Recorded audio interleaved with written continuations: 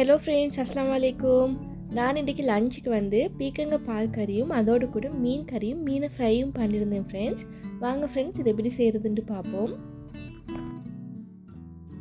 2 பீக்கங்காய் எடுத்துக்கிறேன் நான் குக் பண்ணுறதுக்கு. இது இந்த மாதிரி நீட்டமாக கட் பண்ணி விட்டுறேன். இதில் தோலை மிச்சம் ஃபுல்லாகவே கட் பண்ணி இருக்க தேவையில்லை. இதில் லைட்டாக கொஞ்சம் தோல் இருந்ததுக்கு பரவாயில்லை.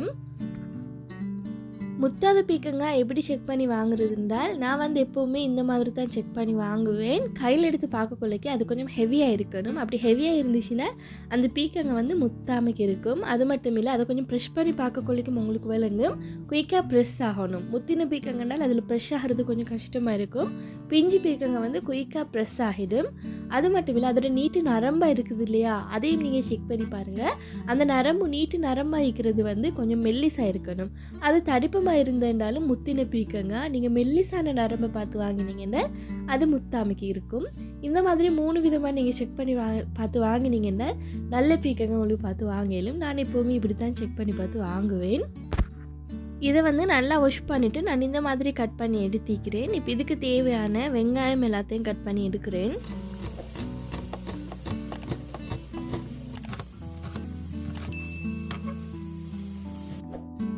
நான் இன்றைக்கி இந்த பீக்கங்காய் பால் கறி தான் செஞ்செடுக்க போகிறேன். அதுக்கு பச்சை கொச்சுக்க 2 நீட்டமாக கட் பண்ணிட்டு இதில் எட் பண்ணுறேன். நீங்கள் உங்களோட காரத்துக்கு ஏற்ற மாதிரி பச்சை கொச்சுக்கு எட் பண்ணுங்கள். இது கூட வெள்ளைப்பூடும் ஒரு 2 பல்ல சின்னதாக கட் பண்ணிட்டு எட் பண்ணுறேன்.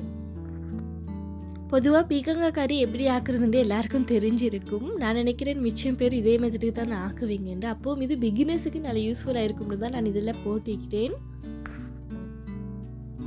கட் பண்ணி வச்சுருந்த வெங்காயத்தையும் இதில் கொஞ்சமாக எட் பண்ணுறேன். கொஞ்சமாக மஞ்சள், தேவையான அளவு சால்ட், சில்லி பவுடர் உங்களோட காரத்துக்கு ஏற்ற மாதிரி எட் பண்ணுங்கள். சீரகத்தூள் 1/4 டீஸ்பூன் எட் பண்ணுறேன். கூடவே மாசித்தூள் எட் பண்ணிட்டு தக்காளி சின்ன பீஸாக கட் பண்ணிட்டு எட் பண்ணுறேன்.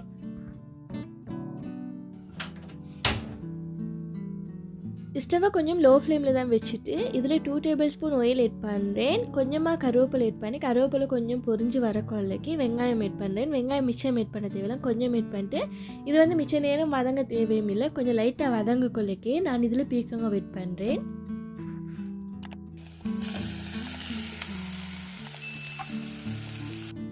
இதை நல்லா மிக்ஸ் பண்ணி விட்டதுக்கு அப்புறமா இதை அப்படியே மூடி விட்டுட்டு ஒரு 2 மினிட்ஸ் இல்லாட்டி ஒரு 3 மினிட்ஸ்க்கு இதை அப்படியே ஸ்டவ்வை நல்லா லோ ஃப்ளேமில் வச்சுட்டு குக் ஆக விடுறேன். இது ஒயில்ரே கொஞ்சம் லைட்டாக வதங்கி வரட்டும். இதில் இருக்கிற தண்ணியெல்லாம் விட்டு கொஞ்சம் லைட்டாக வதங்கி வந்ததுக்கு அப்புறமா இதை பார்ப்போம். நான் இப்போ இந்த மீனை கட் பண்ணி எடுக்க போகிறேன். எங்களுக்கு இங்கே மீன் கட் பண்ணி வாங்குறது கொஞ்சம் கஷ்டம்தான். ஃபுல்லாகவே தான் மீனை வாங்கி எடுத்திருந்தேன். இந்த மீன் நேம் எனக்கு உண்மையிலே தெரியாது ஃப்ரெண்ட்ஸ். உங்களுக்கு யாருக்காலும் தெரிஞ்சேன்னா உங்களுக்கு கேளுந்தால் கமெண்ட்டில் சொல்லுங்கள்.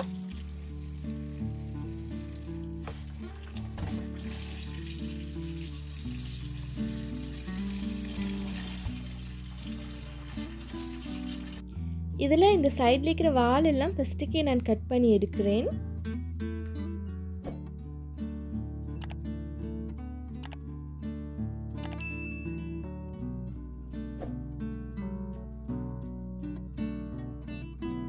இந்த மீனில் இருக்கிற செவிலெல்லாம் இந்த மாதிரி தான் நான் சீவி எடுத்தேன். இந்த மீனில் பெருசாக செவில மீக்கல்ல, கொஞ்சமாக தான் இருந்தது.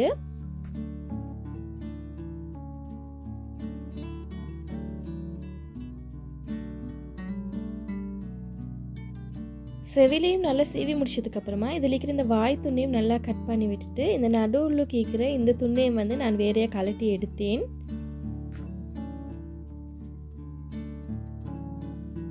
எல்லா மீனையும் இதே மாதிரி கட் பண்ணி எடுத்துட்டு இதில் இருக்கிற இந்த செவிலெல்லாம் போகிறதுக்கு கொஞ்சமாக வாஷ் பண்ணிவிட்டு இதை இந்த மாதிரி பீஸ் போட்டு எடுத்தேன். இந்த மீனை கொஞ்சம் கூலாய்க்க கொள்ளைக்கே தான் நான் கட் பண்ணி எடுத்தேன். அதனால தான் இது பீஸ் போட கொள்ளைக்கும் நல்லா சூப்பராக வந்துச்சு. இது நல்லா கூல் போனதுக்கப்புறமா நான் கட் பண்ணி எடுத்திருந்தேன்டா இது கொஞ்சம் கசங்கின மாதிரி ஆகிருக்கும். இங்கால பார்த்தீங்கன்னா நான் வதக்க வச்சுருந்த பீக்கங்காய் கொஞ்சம் லைட்டாக ஒயில்ற வதங்கி வந்திக்குது. அப்போது இது கொஞ்சம் வேகணும். நான் இதுக்கு தண்ணி பால் எட் பண்ணிட்டு இதை கொஞ்சம் வேக வச்சு எடுக்கிறேன். இதை மூடி போட்டு மறுபடியும் ஒரு 5 மினிட்ஸ் மாதிரி நான் குக் பண்ணி எடுக்கிறேன். பீக்கங்காய் குக் பண்ணுறதுக்கு நீங்கள் மிச்ச நேரம் டைம் எடுக்க தேவையில்லை. ஒரு 10 மினிட்ஸ் பீக்கங்காய் குக் ஆகினாலே போதும். இது குயிக்காக குக் ஆகிடும். மீனுக்கு தேவையான மாதிரி புளியங்காய் எடுத்துக்கிறேன். ஒரு லெமன் சைஸுக்கு தான் இந்த புளியங்காவை நான் எடுத்தேன். இப்போ இதுக்கு ஹாட் வாட்டரை ஊற்றி இதை கொஞ்சம் ஊற வைக்கிறேன்.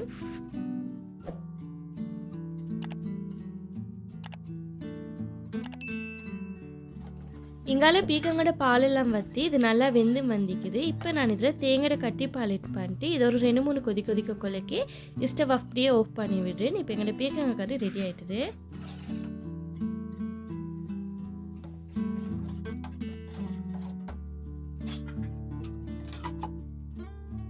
மீனை வந்து நல்லா ஒரு 3 தண்ணியில் மாதிரி மஞ்சளும் ஆட் பண்ணி நல்லா வாஷ் பண்ணி எடுத்தாச்சு. இப்போ இதில் கொஞ்சமாக மஞ்சளும் கொஞ்சமாக சால்ட்டும் ஆட் பண்ணிட்டு இதை நல்லா மிக்ஸ் பண்ணி வைக்கிறேன். இது ஒரு அரவருக்கு ஊறி வரட்டும்.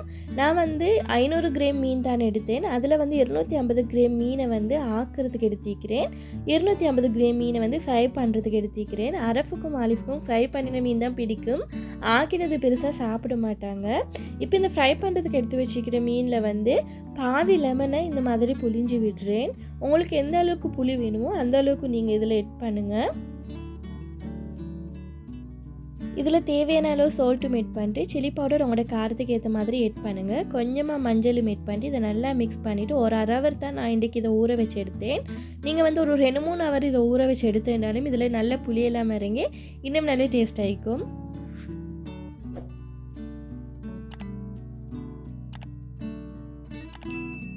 மீன் கறி ஆக்கிறதுக்கு 4 வெள்ளைப்பூடு பால், ஒரு மீடியம் சைஸ் வெங்காயம் ஒன்றைத்தான் சின்னதாக கட் பண்ணிட்டு இதில் எட் பண்ணிட்டு இதை நல்லா இடித்து விடுறேன். வெள்ளைப்பூடை வந்து நான் தோலோடு தான் எட் பண்ணிக்கிறேன் ஃப்ரெண்ட்ஸ். வெள்ளைப்பூடு தோலோடு எட் பண்ணி நீங்கள் இடிக்க கொள்ளைக்கு இது இன்னும் மனம் கூடுதலாகிக்கும். உங்களுக்கு தோலோடு எட் பண்ணுறதுக்கு விருப்பம் இல்லாட்டி தோலை உரிச்சிட்டு எட் பண்ணிட்டு இந்த மாதிரி நல்லா இடித்து எடுத்துக்கோங்க.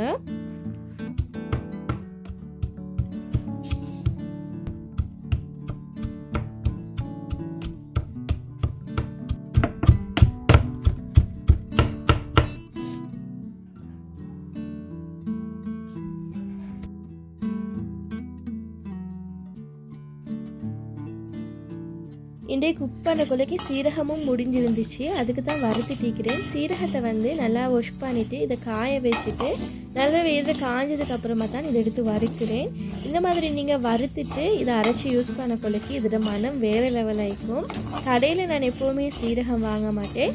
இந்த மாதிரி தான் வீட்டில் செஞ்சு யூஸ் பண்ணுவேன். இது இன்னும் நல்ல டேஸ்ட் ஆகிக்கும்.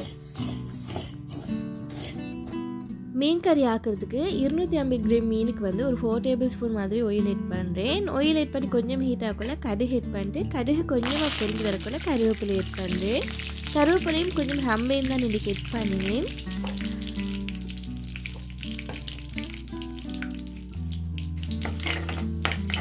இப்போ இதில் நான் ஏற்கனவே இடித்து வச்சுருந்தேன் இந்த வெள்ளைப்பூடும் வெங்காயத்தையும் இதில் ஆட் பண்ணுறேன்.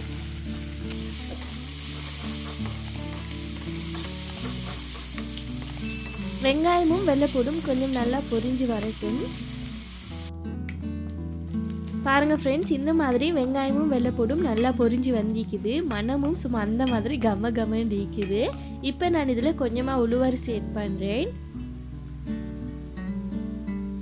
தக்காளி வந்து நல்லா பழுத்த தக்காளியாக பார்த்து எடுத்துக்கோங்க. 1 மீடியம் சைஸ் தக்காளியை இதில் ஆட் பண்ணுறேன். கூடவே பச்சை குச்சிக்காய் வந்து ஒரு 3 மாதிரி ஆட் பண்ணிட்டு இதை நல்லா வதக்கி விட்டு இந்த தக்காளி வந்து கொஞ்சம் நல்லா கரைஞ்சி வதங்கி வரட்டும்.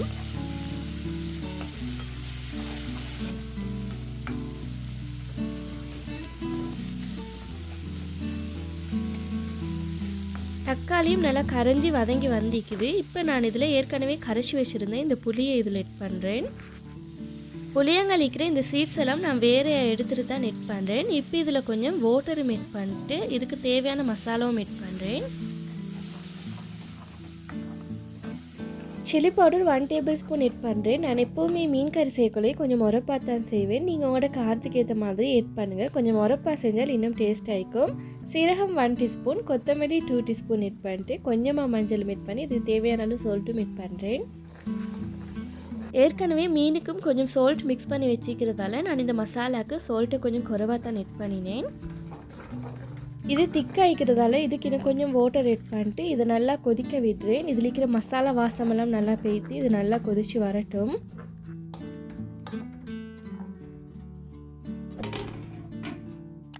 இப்போ நான் ஃப்ரை பண்ணுறதுக்கு மிக்ஸ் பண்ணி வச்சுருந்த மீன் வந்து ஒரு அரவருக்கு நல்லா ஊறி வந்திக்குது. இப்போ இதை போட்டு ஃப்ரை பண்ணி எடுக்கிறேன்.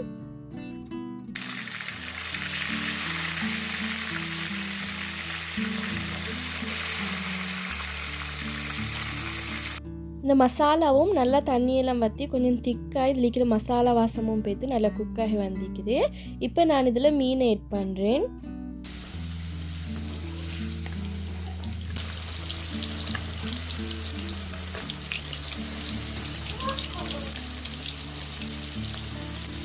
மீன் ஆட் பண்ணதுக்கப்புறமா இந்த மீன் வேகிறதுக்கு தேவையான அளவு வாட்டர் ஆட் பண்ணுறேன். இந்த மீன் மூழ்கிற அளவுக்கு வாட்டர் ஆட் பண்ணினாலே போதும். உங்களுக்கு இன்னும் கூடுதலாக கிரேவி வேணும்னா கொஞ்சம் கூடுதலாக வாட்டர் ஆட் பண்ணாலும் நல்லா வரும். நான் வந்து இதை கொஞ்சம் இறுக்கமாக தான் செஞ்சுருக்கிறேன் இன்றைக்கி.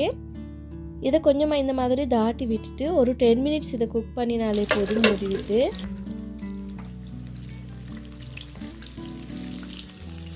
மீன் வந்து நல்லா ஃப்ரை ஆகி வந்திக்குது.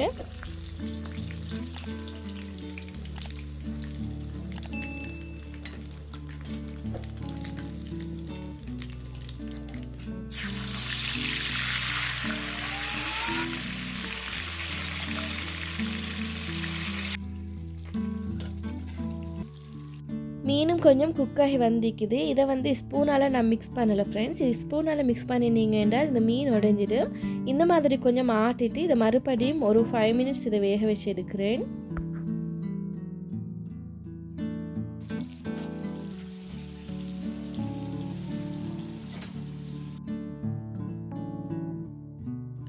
மீன் கறியும் நல்லா குக்காகி வந்திக்குது. பீக்கங்காய் பால் கறியும் நல்லா சூப்பராக இருந்துச்சு ஃப்ரெண்ட்ஸ். இன்றைக்கி எங்களோட லஞ்ச் வந்து இவ்வளோதான்.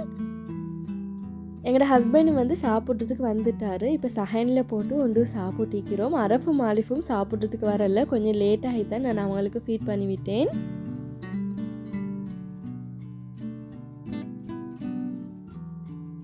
இவ்வளோதான் ஃப்ரெண்ட்ஸ் இந்த வீடியோ. உங்களுக்கு இந்த வீடியோ பிடிச்சிருந்தேன்னால் ப்ளீஸ் ஃப்ரெண்ட்ஸ் லைக் பண்ணுங்கள், ஷேர் பண்ணுங்கள், கமெண்ட் பண்ணுங்கள். மறக்காமல் சப்ஸ்கிரைப் பண்ணிட்டு சைடில் இருக்கிற பெல் ஐக்கானையும் ப்ரெஸ் பண்ணிவிடுங்க. தேங்க்ஸ் ஃபார் வாட்சிங்.